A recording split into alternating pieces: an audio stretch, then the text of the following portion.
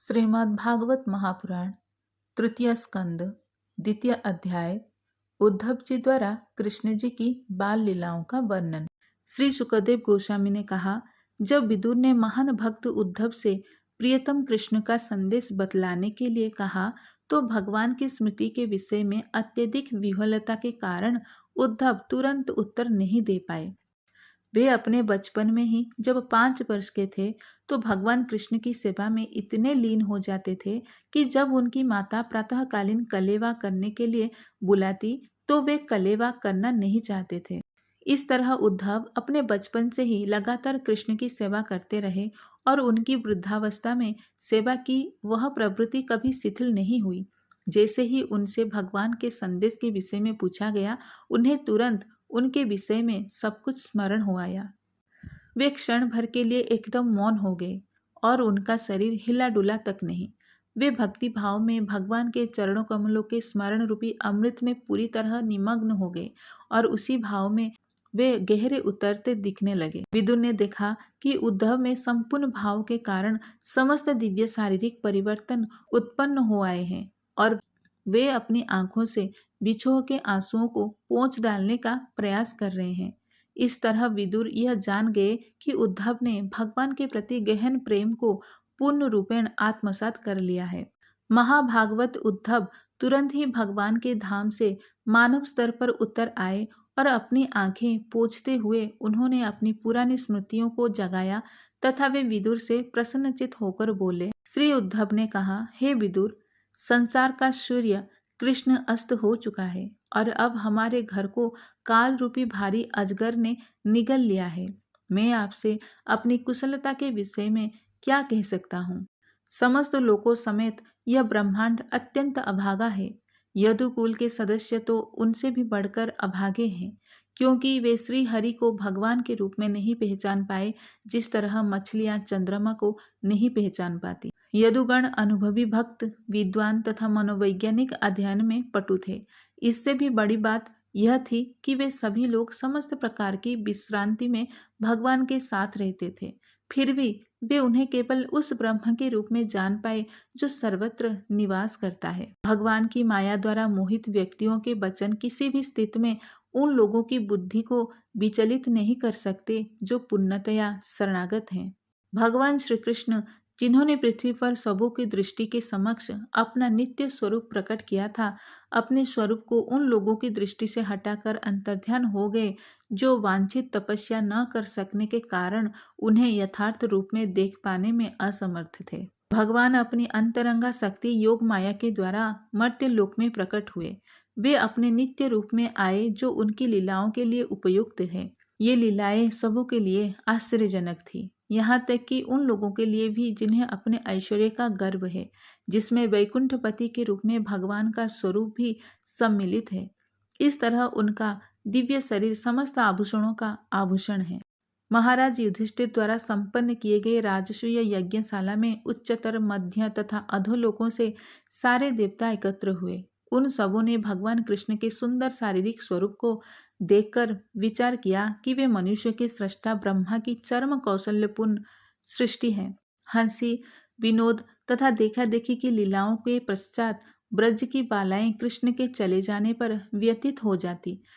वे अपनी आंखों से उनका पीछा करती थी, अतः वे हत बुद्धि होकर बैठ जाती और अपने घरेलू कामकाज पूरा न कर पाती। आध्यात्मिक तथा भौतिक सृष्टियों के सर्वदयालु नियंता भगवान अजन्मा है, किंतु जब उनके शांत भक्तों तथा भौतिक गुणों वाले व्यक्तियों के बीच संघर्ष होता है तो वे महत तत्वों के साथ उसी तरह जन्म लेते हैं जिस तरह अग्नि उत्पन्न होती है। जब मैं भगवान कृष्ण के बारे में सोचता हूँ कि वे अजन्मा होते हुए किस तरह वसुदेव के बंदीगृह में उत्पन्न हुए थे, किस तरह अपने पिता के संरक्षण से ब्रज चले गए और वहां शत्रु भय से प्रच्छन्न रहते रहे, तथा किस तरह असीम बलशाली होते हुए भी वे भयवश मथुरा से भागे, ये सारी भ्रमित करने वाली घटनाएं मुझे पीड़ा पहुंचाती है। भगवान कृष्ण ने अपने माता पिता से उनके चरणों की सेवा न कर पाने की अपनी अक्षमता के लिए क्षमा मांगी, क्योंकि कंस के विकट भय के कारण वे घर से दूर रहते रहे।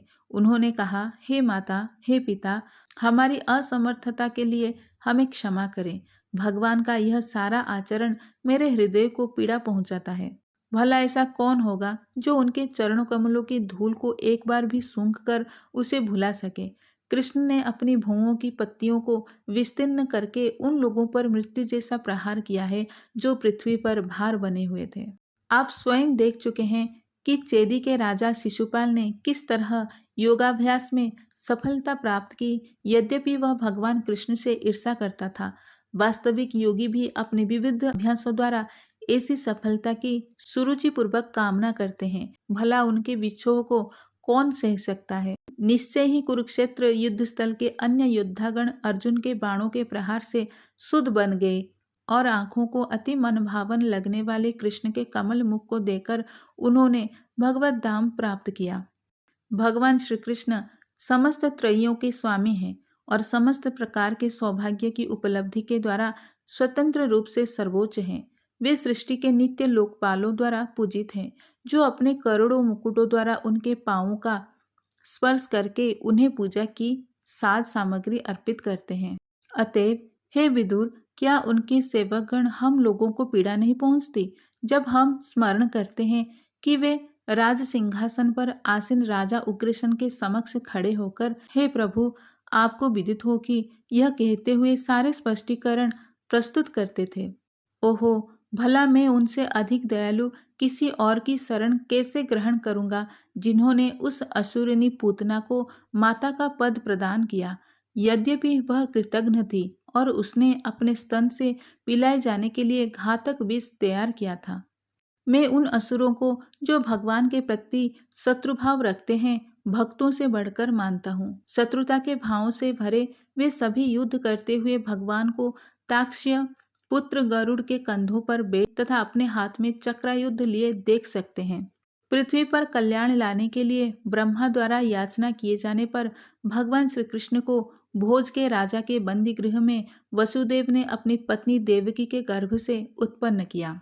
तत्पश्चात कंस से भयभीत होकर उनके पिता उन्हें नंद महाराज के चरागाहों में ले आए, जहां वे अपने बड़े भाई बलदेव सहित ढकी हुई अग्नि की तरह 11 वर्षों तक रहे। अपने बाल्यकाल में सर्वशक्तिमान भगवान ग्वाल वालों तथा बछड़ों से घिरे रहते थे। इस तरह वे यमुना नदी के तट पर सघन वृक्ष से आच्छादित तथा चहचहाते पक्षियों की ध्वनि से पूरित बगीचों में विहार करते थे।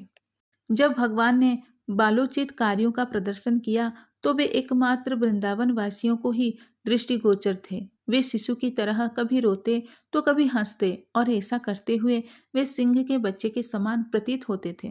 अत्यंत सुंदर गाय बैलों को चराते हुए समस्त ऐश्वर्य तथा संपत्ति के आगार भगवान अपनी बंसी बजाया करते। इस तरह वे अपने श्रद्धावान अनुयायी ग्वाल वालों को प्रफुल्लित करते थे।